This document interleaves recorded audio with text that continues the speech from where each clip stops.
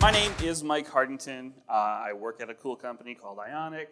This talk isn't about the company, but this is built on experiences that I've had there and a few other places. You can find me basically everywhere as M. Hartington. It's a real common thing. First initial, last name, H-A-R-T, not H-A-R-D or H-A-R-R. I tried to find a pretty good AI thing that would give me a nice pixelated profile photo. Hopefully the beard comes through. The beard and the eyebrow, the stare. But we're going to talk about what I've learned. And you might be asking, why Zelda? Because Zelda is, if you've ever played the original NES Zelda, how do you start the game? You start with that waterfall, you get a little bit of text, and there, you're in the world. You have no clue what you're doing. You have no clue what paths you should be going on. You could go all the way to the right of the screen and you're in danger. You got no weapons, you have no defense. You're left to your own devices and you could definitely mess up. Does that look like the face of somebody that knows what they're doing and is happy about their situation? So much emotion and expression in 8-bit. Now, it doesn't have to be like that. You can start off, go talk to the manager in his office. He can give you some tips, he can give you some skills, he can give you something. He's been around for a little bit longer. There's some experience or some things that you can only get with experience, but knowing them from somebody who's willing to share that can, give you a step up. And so it's dangerous to go alone. Take these roughly 7 tips for what will hopefully make your career a little bit more fun, happy, able to grow and do cooler things. So, tip number 1, adapt to change. This is something that, Zelda or Link learns pretty early on, where instead of fighting all these Octonauts, he gets his first Armo, and Armos are actually one that can actually attack you. And now you have to think about what your strategy is when you approach them. But your career is also going to be like this. Not every thing that you start off with is going to be consistent. I work in mobile and JavaScript. Tools and languages that I worked with at the very, very beginning are not the same with the tech stack that I work now. Doesn't matter. You have to adapt and you have to be able to change. And if you're in a good environment, in a good workspace, people understand that.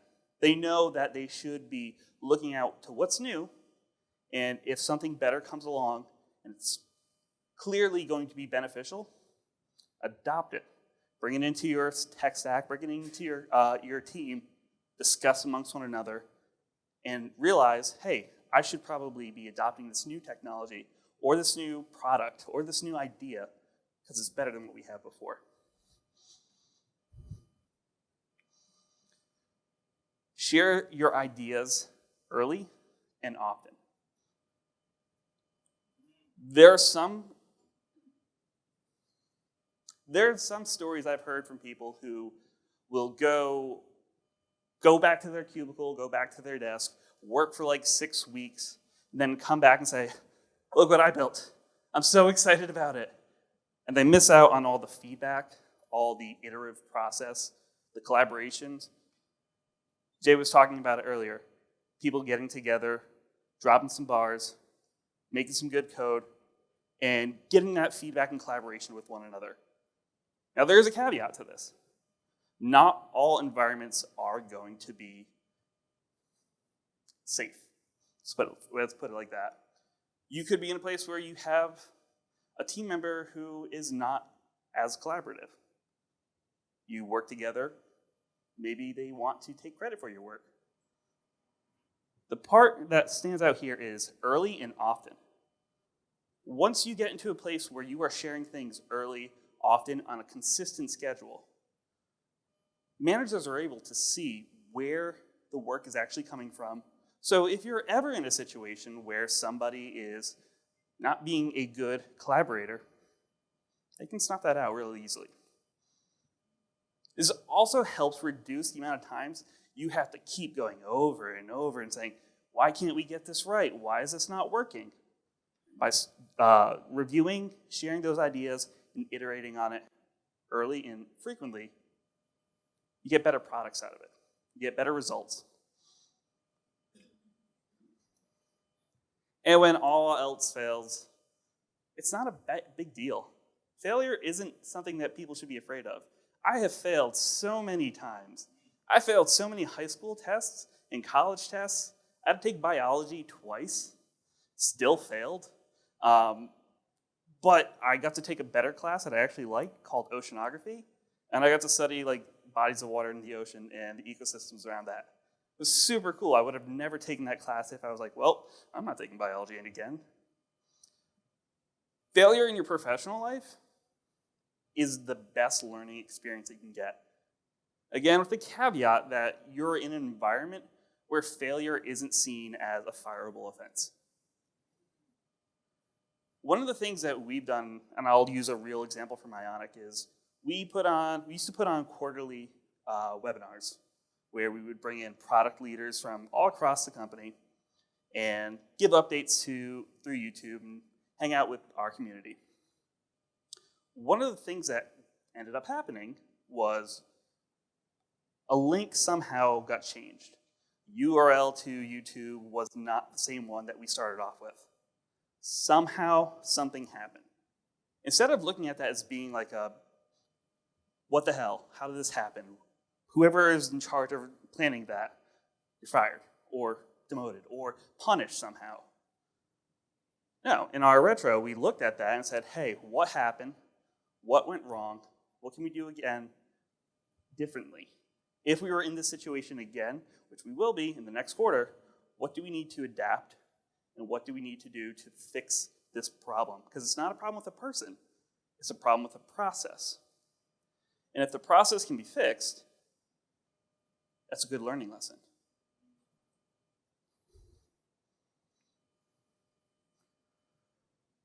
Build for users and not ideas. The number of projects that I have been on that were built because people liked this really cool idea, but didn't test it out with community members, user research.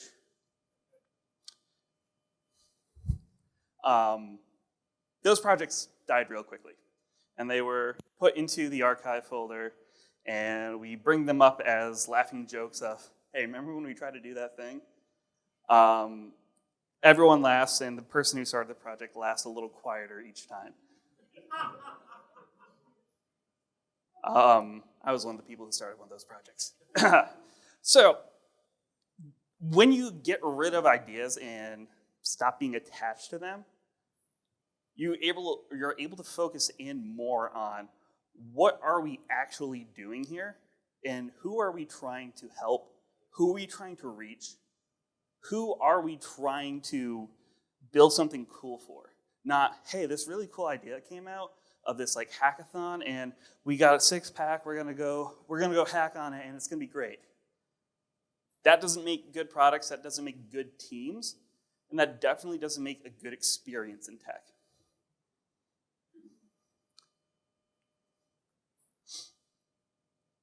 This is something that Kim Creighton said it once, and it was, we're not just building apps anymore. We're building things that people depend on, and our work has real impact. Like, we're not just, doing this cool thing, bye, but really, you're building the next Twitter, you're building some life-changing app for somebody. We can't forget that the things that we do actually matter to so many people. We could be building, I don't know, an email client. We could be building a data filtration system. We could be building YouTube. We could be doing so many cool things, but that work still matters. And the people who use that product and use all of the results of our hard work are impacted by that. So we can focus on building quality products, shipping quality releases, being mindful that everything that we do has to be done because we are impacting real people, not just shipping code for the lulz.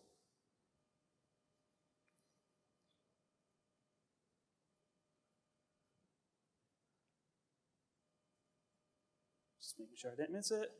Ooh. Got a little sneak peek. Mentorship matters to a certain point.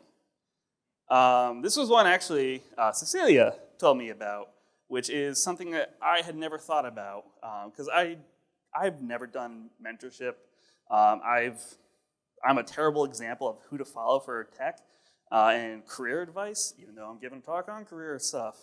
Having a mentor can be really, really helpful up until a certain point where you depend on them for being there for everything. A mentor should be there to help you get started, get going, guide you along this process. But at some point, you need to cut that tie. You need to be able to not only survive without them, but thrive. And the mentor should know that. The mentor should know that my job is temporary. I am here to just lift you up, and then you are going to fly.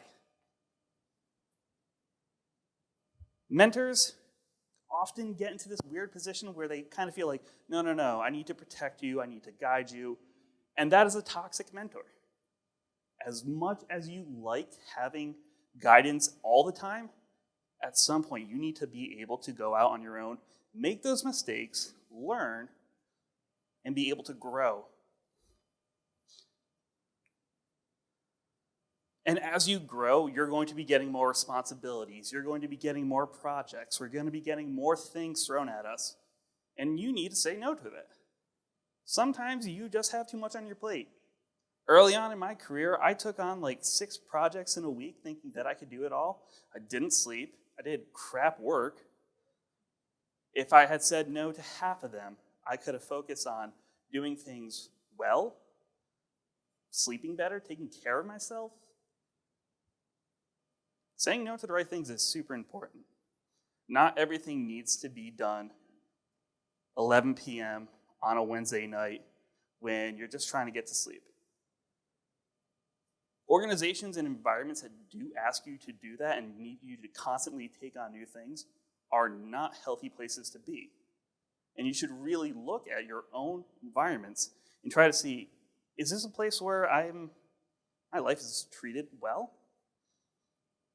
Does my manager respect me and my personal time? Or are they just going to try to throw off all the work that they don't want to do onto me?